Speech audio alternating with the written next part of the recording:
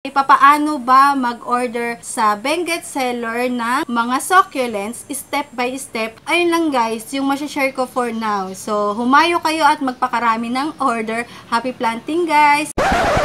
Hello guys! Welcome back to my channel. So, kung napanood nyo guys yung video ko ng recommended Benguet seller, eto lang yung karugtong or continuation. Medyo mahaba na kasi guys yung video yun, kaya hinati ko na lang. So, ganun pa rin yung aking damit at sana hindi kayo mabother ko anong suot ko kasi sobrang init dito guys. Tapos, nawalan pa ng kuryente. Kaya, nandito ako sa labas, nagfi-film. Hindi rin naman ako maka-edit kasi lobat yung laptop ko. Kaya, nag-film na lang ako para pag nagka-kuryente, makapag-charge, tapos makapag-edit at makapag-upload.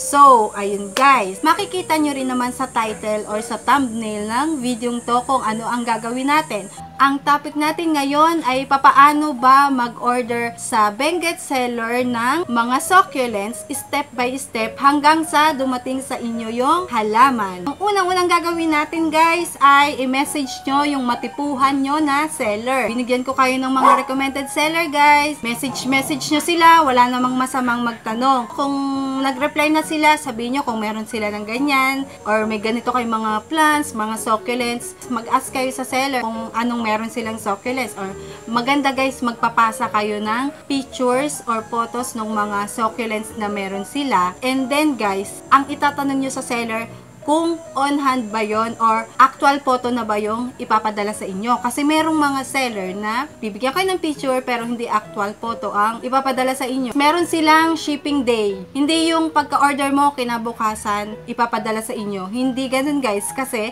kailangan pa nilang air dry yung ating mga plants. Ayun guys, hindi nyo sila ma-order ng may pot or may soil. Uprooted na yan guys pag pinadala sa inyo. So, ano ba ibig sabihin ng uprooted? Ang uprooted guys is yun yung wala ng paso. Tinanggal na nila sa soil kasi hindi po pwedeng magpadala ng plants ng may soil. Ewan ko, bawal sa ano yun, sa LBC, bawal na bawal yung may soil ang ipapadala sa inyo na halaman. Matuto tayong maghintay kasi i-air dry pa nila yan ng 2 days. Pag hindi nila in-air dry yung halaman guys, pagdating sa inyo dito, mabubulok yan. Hindi nyo na sila matatanim. So, kailangan pa rin i-air dry ni seller yan. Nga pala guys, bago nila i-uproot yung inyong mga orders, kailangan binayaran nyo na yan kasi merong mga buyer na hindi nila itinutuloy yung order. So, sayang naman, maglulugi si seller. Guys, alam ko na yung next na itatanong nyo sa akin, saan ba po pwedeng magbayad pag o-order ng succulents sa Benguet? Ganito guys, karamihan sa Benguet seller or halos lahat ng Benguet sellers, ang kanilang transaction ay sa Palawan Express. 2 beses pa lang yata ako dati naka-order sa ibang seller na nagpadala ako through bank account. Lagi yan guys, asahan nyo sa Palawan Express nyo, ipapadala yung payment nyo. Pag napadala nyo na yung payment nyo, sa kanila i-approve yung halaman na o-orderin nyo. Make sure guys, 100% na desidido kayo na orderin yung plants na gusto nyo para hindi naman malugi si seller kasi inaangkat lang din nila yan eh. Ino-order nila sa iba tapos ibebenta. Yun yung pagkakaalam ko. And guys, na-approve na yung mga halaman nyo, na air dry na yan dahil nabayaran nyo na guys. Next nyan is, hintayin nyo na yung shipping day ni seller. Kunwari guys, na-order nyo siya on Friday, ship yan ng Monday or Tuesday, hintayin nyo na yun guys. Eto, next, napadala na ni seller yung inyong mga plants through LBC. Next step kay LBC ay, bayad nyo na yung mga halaman nyo guys. Naintindihan nyo ba yung ano ko guys? Explanation ko. Parang naguguluhan ako. Nabayaran nyo na kay seller, napadala na ni seller sa LBC yung mga plants na binayaran nyo. May babayaran pa rin kayo kay LBC guys. Mamimili kayo, COP, COD, or door-to-door. COP na tinatawag is cash on pick-up. So, bago nyo makuha yung plants na in-order nyo kay seller, kakailanganin nyo magbayad kay LBC ng 95 pesos kung taga-NCR kayo guys. Hindi ko lang alam sa Visayas, Mindanao kung magkano yung COP nila. Kasi malayo yun yan guys eh. Cash on delivery na tinatawag guys is yun yata yung door-to-door. Pagkakaalam ko nung nagpa-door-to-door ako, 300 plus yung binayaran ko. Sa medium size at, ay sa small size na box. Eto guys yung small size na box. O tingnan nyo, meron akong ano dito. Small ba to? Mini. mini yung box na to. Depende rin kung gaano kalaki yung box na orderin nyo. Kasi alam ko, pagkakaalam ko sa mini box ni LBC, maglalaman niya ng 10 to 15 pieces na plants or succulents. So, inom lang ako guys. Padala na ni seller yung inyong succulents sa LBC, maghihintay kayo ng 1 to 2 days kung taga Luzon kayo or NCR. Dadating na yan guys. Huwag nyo nang hintayin yung text ni LBC. Pagkabigay ni seller ng mga order nyo kay LBC, meron silang resibo. So, yun yung ipapakita sa inyo. Hingin nyo yun kay seller. Tapos, nakalagay dun yung date kung kailan nyo po pwedeng pick up yung inyong mga plants.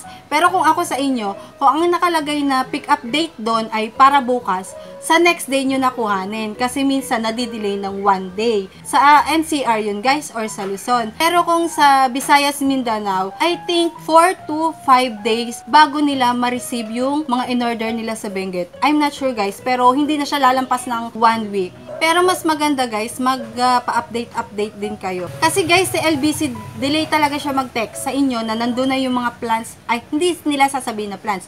Sasabihin nila, andun na yung package nyo na in-order. Sa akin kasi nadidelay dito sa NCR, 2 to 4 days bago sila mag-text na nandun na daw. Sasabihin ko naman kay LBC, oh, nakuha ko na dyan. Huwag na kayo magre-rely sa, sa text ni LBC or huwag kayo maghihintay. Mabubulok lang yung plants nyo doon. Pag nakalagay sa pick up date is bukas nyo kukuhanin, the other day, saka nyo kunin para sure na nandun na yung plants. Idea lang. Para sa akin, ngayon, syempre, lockdown. Pag nag-resume yung si LBC ng Benguet or ng Baguio or basta galing sa Benguet, ngayon close sila kasi lockdown. Dito sa ibang lugar ng NCR, meron na yatang nag-o-open ng LBC. Sa sobrang dami, dadagsayang mga Benguet sellers para magpa-ship ng order nyo agad-agad pag na-resume na or pag wala ng lockdown. Ako guys, ang recommend ko kay seller or request ko kay seller na sabi ko, pang third batch na lang po ako para okay lang sa akin. So, natuwa yung mga seller na in-orderan ko kasi halos lahat ng bumibili sa kanya gusto ipa-ship agad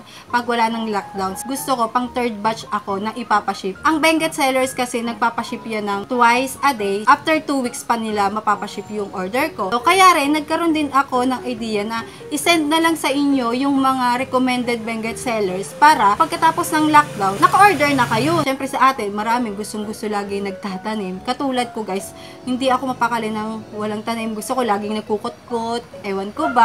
So, naging attached na ako sa mga halaman ko guys eh. Ewan ko, napipil nyo ba? Minsan, may time na kinakausap ko sila, hoy, huwag kang mamatay.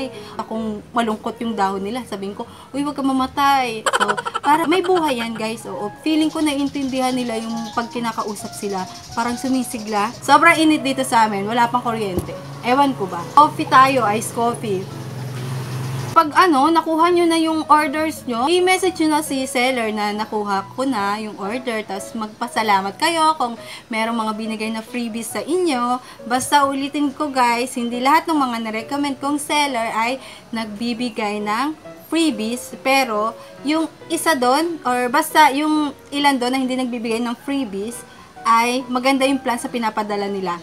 Affordable compared sa iba. Sana meron na naman kayo natutunan. Hindi naman ako pro. Lagi kong ulitin sa inyo, hindi ako pro. Pagdating sa mga halaman, meron pa rin karamihan na hindi ko ka-level yung iba na sobrang gaganda ng mga plants nila or ang gagaling nila mag-alaga. Basta kung ano lang yung nagwo-work sa akin, yun yung kaya kong i-share sa inyo. Sana nagkaroon kayo ng idea dun sa step by step kung paano ba umorder kay Benguet sellers ng mga halaman or ng mga succulents guys. Marami kayo mapipili dun. Or sali kayo sa mga page. I-search nyo lang sa Facebook yung cactus and succulents for sale. Ganyan, lahat yan madadami na may mga recommended page ba dun guys? So ano ba yun? So, dun sa mga taga Visayas Mindanao guys, hintay lang kayo kasi 4 to 6 days bago dumating sa inyo yung halaman. Mas maganda, mas maaga. Pero pag ganitong nag-resume na to after lockdown guys, wag muna kayong makihalo sa iba, hayaan nyo muna sila ng mga orders nila kasi baka mabinbin or baka ma-stock lang yan, halaman yan guys. So yun, hindi naman natin alam kung yung mga seller na o-orderan nyo ay maganda yung pagkaka-air dry. Ayun lang guys, yung masashare ko for now. So humayo kayo at magpakarami ng order. Happy planting guys! That's it for today's video. I hope you enjoyed watching. Don't forget to give it a thumbs up if you like it. Subscribe to my channel, Ken Dilara, if you want to. And also, click the bell para ma-notify kayo pag may mga bago akong uploads. Thank you and see you on my next video. Bye!